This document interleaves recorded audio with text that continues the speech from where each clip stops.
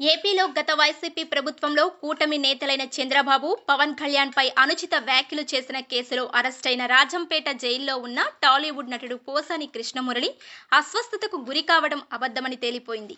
YCP నేత పోసాని కృష్ణమురళి గుండె నొప్పి వచ్చినట్లు జరిగిన ప్రచారం అంతా ఫేక్ అని పోలీసులు తేల్చేశారు. ఈ మేరకు రాజంపేట పోలీసులు ఓ ప్రకటన చేశారు.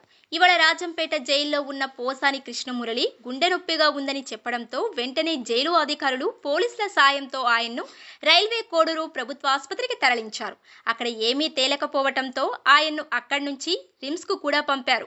అయితే అక్కడ కూడా పరీక్షలు నిర్వహించిన వైద్యులు పోసానికి ఏమీ కాలేదని నిర్ధారించారు. ఈ మేరకు పోసాని అనారోగ్యంతో బాధపడడం ఒక నాటకమని రైల్వే కోడూరు సిఐ వెంకటేశ్వర్లు స్పష్టం చేశారు.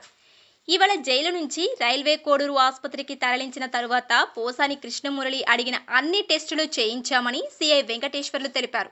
రాజంపేట ఆసుపత్రిలో రిమ్స్లో పోసానికి చికిత్స చేయించినట్లు ఆయన వెల్లడించారు.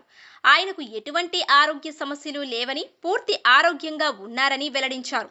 దీంతో రిమ్స్ నుంచి తిరిగి రాజంపేట సబ్ జైలుకు తరలిస్తామని ప్రకటించారు.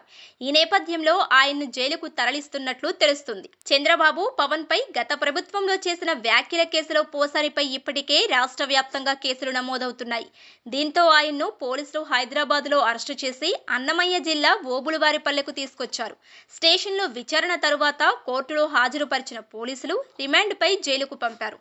ఆ తర్వాత ఆయన బెయిల్ కోసం ప్రయత్నాలు చేస్తున్నారు. ఈ నేపథ్యంలోనే ఇవాళ గుండె నొప్పి ఎపిసోడ్ చోటు చేసుకుంది.